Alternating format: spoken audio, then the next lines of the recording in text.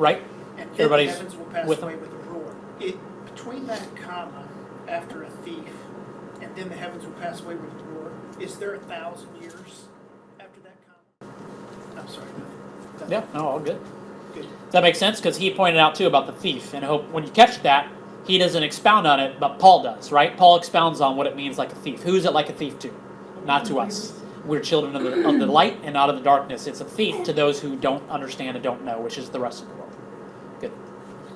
The thing Yes, to sir. think about is like we look at this and we think of, okay, we're not really sure we know what to look for. Remember, to the disciples, he's answering that question of when is the signs of your coming and of the end of the age.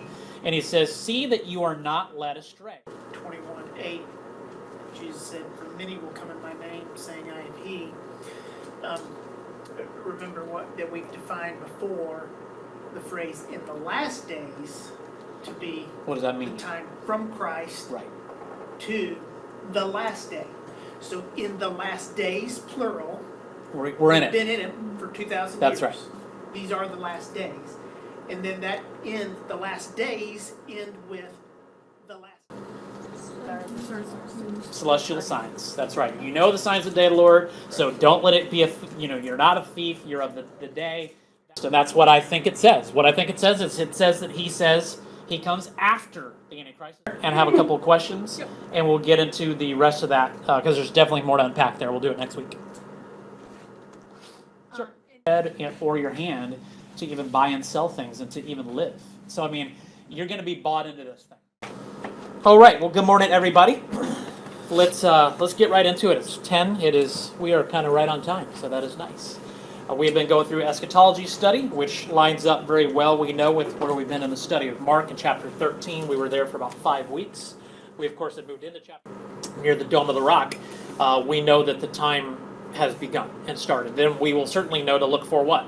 The abomination of desolation. When we see the Antichrist, we understand, those of us who are in the day, remember we are not children of the dark and in the dark, so that day would come upon us as a thief. It's not a thief in the night to believers who understand. Then he deals now with the Gentiles and not with Israel, and then in the end they say he's going to deal with Israel again, which means he doesn't deal with the Gentiles, which means we must be taken out of the way.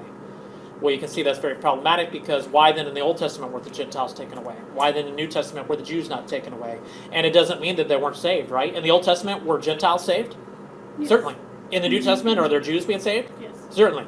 It's a remnant, and we understand the focus was primarily on Israel in the Old Testament. Imminent means what? What does imminent mean? Any day now. Good. It can happen at any time. Imminent means at any time. Okay, so it can happen at any time.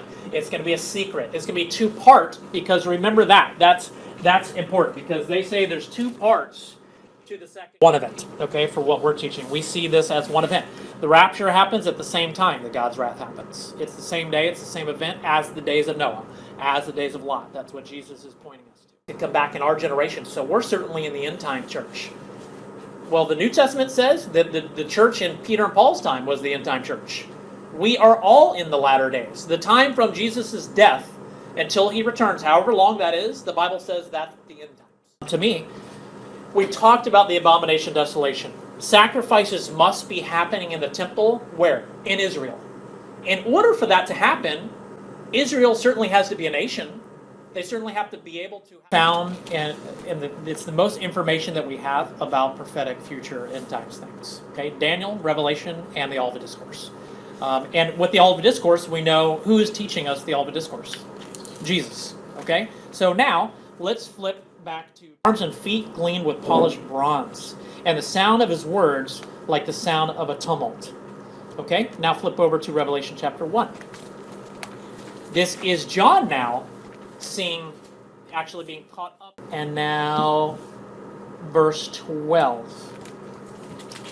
John says, then I turned to see the voice that was speaking with me, and having turned, I saw 7 golden standing to these men, Daniel and John, that it is Jesus himself, okay? And would it matter if the one in Daniel is an angel? Like that would just drive me absolutely crazy.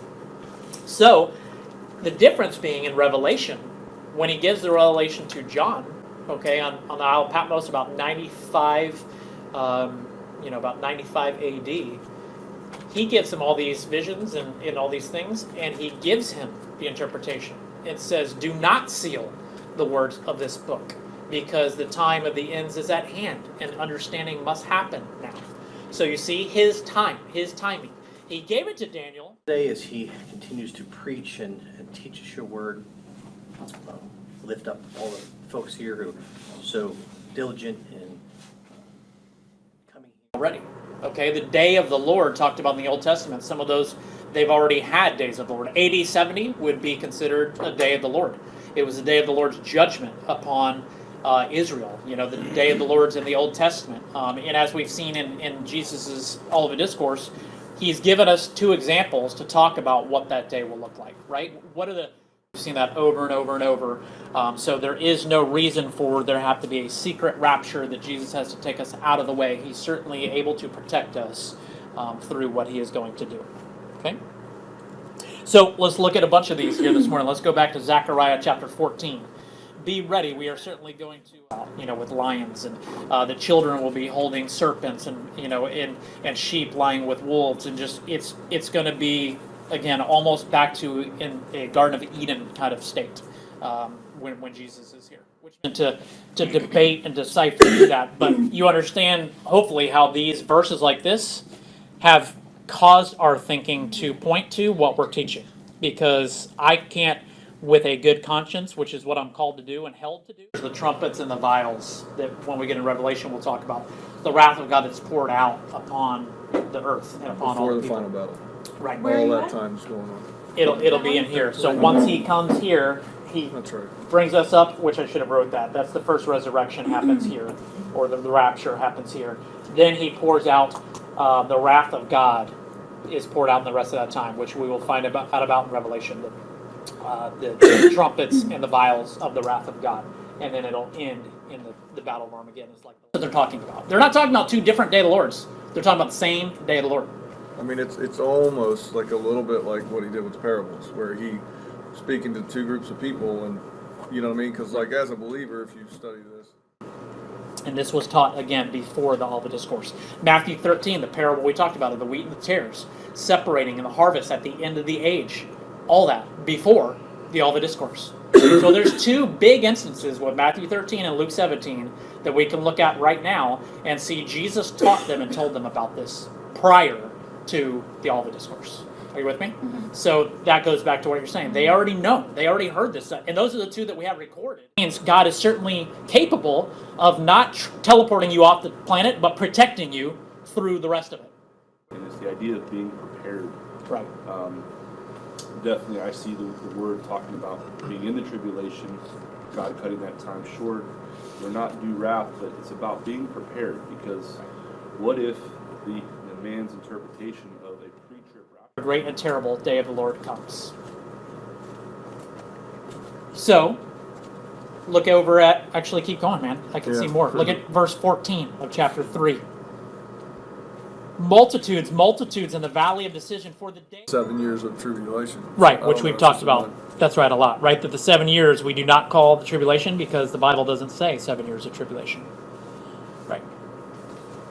In Luke 13, it says the harvest is ripe. I just think, and that's right Yes. before the stars go dark. So I just think it's interesting that he says the harvest, which obviously. The Lord shall be saved. For in Mount Zion and in Jerusalem there shall be those who escape, as the Lord has said, and among the survivors shall be those whom the Lord calls. So, I don't know, that was your other. Those who are called, call upon the name of the Lord. Yep, unbelievers don't. Good. No more thoughts? You guys got it all down. Take out their notes. Take them home. Study.